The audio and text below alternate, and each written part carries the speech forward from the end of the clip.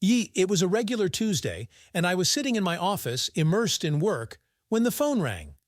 I glanced at the screen and saw my mother-in-law's name, Carol. She didn't call me often, so I immediately knew it was something serious. "Hello, Carol, is everything all right?" I asked, pressing the phone to my ear. "Dan, sweetie, I'm so sorry to bother you, but I really need your help," her anxious voice came through. "I'm moving to a new house next week, and my friend who promised to help me suddenly left town. Could you come and help me with the boxes and furniture?" I mentally groaned. Moving is always such a hassle, but I couldn't say no to my mother-in-law. First of all, she had always been kind to me, and secondly, I didn't want to ruin my relationship with my wife's parents. "Of course, Carol, no problem," I replied, trying to sound cheerful. "When should I come?" "Saturday morning, if that works for you." "Thank you, Dan. You're a real lifesaver." I heard her relieved laughter on the other end. I smiled. Maybe this idea wasn't so bad after all. After all, a little physical work wouldn't hurt me. And my mother-in-law is always saying that I've become too much of an office hamster. "Deal. See you on Saturday," I said, and hung up, wondering what I had just gotten myself into. On Saturday, I arrived at Carol's place early in the morning, as we had agreed. The house she was moving into turned out to be quite nice, small but cozy, and somehow homey, just like Carol herself. Petite, but very energetic and cheerful. "Dan, darling, I'm so glad to see you." She hugged me impulsively as soon as I crossed the threshold. She smelled of something sweet and floral, either perfume or fabric softener.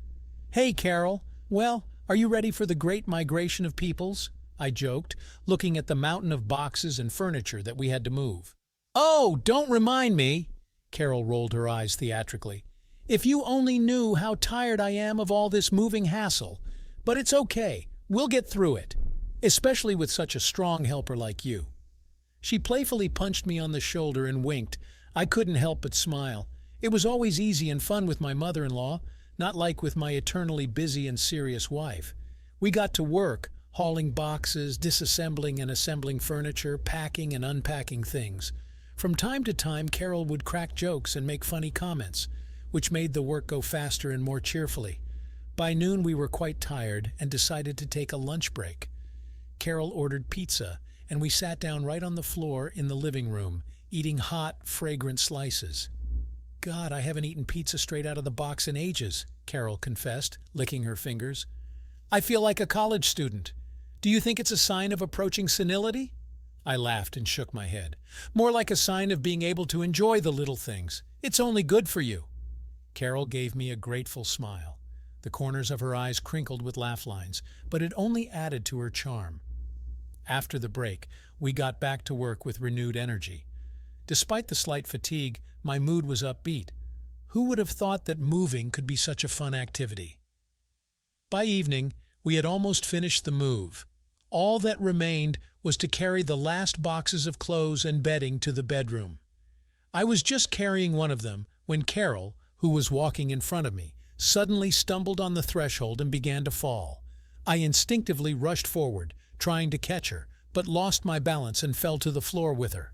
We froze like that, me sprawled on top of Carol, and her looking at me with wide-open eyes.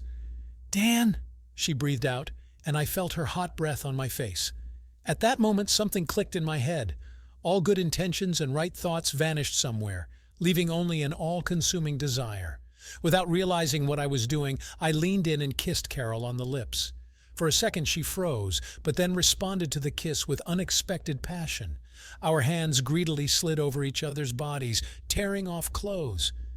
The boxes were thrown aside and forgotten. Now there were only these searing touches, only the heat of our bodies. Somehow we managed to make it to the bed, where we had sex, wild, frenzied, almost animalistic. All taboos were thrown aside, all prohibitions violated. Now we were just a man and a woman, starved for intimacy and affection. Orgasm hit us simultaneously, causing us to arch in a shared spasm of pleasure. And then we just lay there, our bodies intertwined, trying to catch our breath.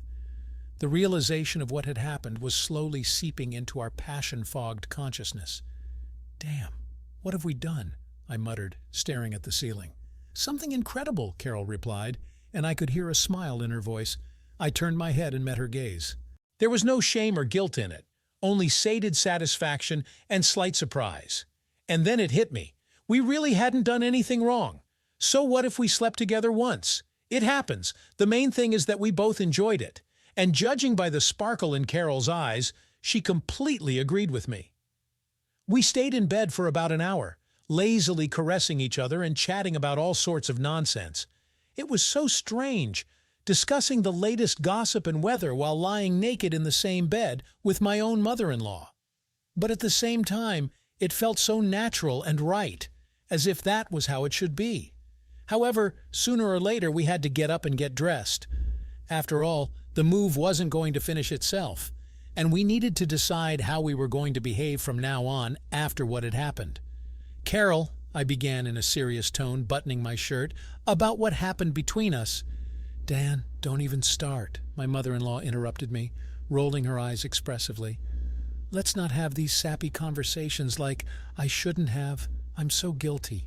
We're adults and we know what we're doing, and apparently we both had a good time." I couldn't help but smirk.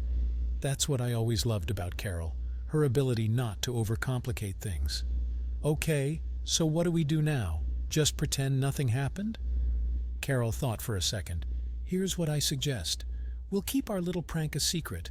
No need to make others nervous, but at the same time, we'll meet sometimes and continue our adventures. No strings attached and no pretensions of innocence. Deal?" I could only whistle in admiration. What a twist, but Carol's proposal seemed very tempting to me. "You know, why not?" I said slowly. "After all, what could be better than no strings attached sex with an understanding partner?" "Exactly," Carol smiled slyly. "And now let's finish this damn move. I don't want to start my new life surrounded by boxes." And we got back to work with renewed energy. Only now our movements were interrupted now and then by chuckles, winks, and playful slaps, as if we weren't a mother-in-law and son-in-law, but a couple of teenagers who had just agreed to become friends with benefits. It's been 6 months since that memorable moving day. During this time, Carol and I have met several more times, sometimes at her house, sometimes in a motel cheap by the hour, and each time it was just as wonderful as the first time, passionate, hot, without unnecessary questions and obligations. Oddly enough, the rest of our lives went on as usual. I still loved my wife and was faithful to her. Well, almost. And Carol remained a caring mother and grandmother, an exemplary mother-in-law. None of those around us even suspected our little secret. Only occasionally, meeting each other's eyes at family dinners, we allowed ourselves sly smirks and eloquent glances, as if we had our own secret language, understandable only to the two of us. And each time, a pleasant feeling of involvement in some delightful prank spread inside me. My conscience didn't bother me at all. After all, no one was suffering from my meetings with Carol. We were just giving each other what we lacked in life: passion, adrenaline, a sense of desirability. And we did it so carefully and thoughtfully that no one even suspected anything. Of course, I understood that our affair couldn't last forever. Sooner or later, one of us, most likely me, would find another interest or just get tired of this game. But as long as we both enjoyed it, I saw no point in worrying about it. So I continued to live my normal life, only occasionally supplementing it with bright flashes of adultery. And every time I remembered my adventure with Carol during the move, I smiled to myself. After all, it was then, amidst the scattered boxes and piles of junk, that I found what I was missing so much: a real, living passion, not constrained by conventions and morality. And let the whole world wait. I'm not going to give it up. Did you like this story? Let us know in the comments what you liked. Subscribe to our storytelling podcast. Also, don't forget to like and ring the bell so you don't miss more interesting stories. See you soon.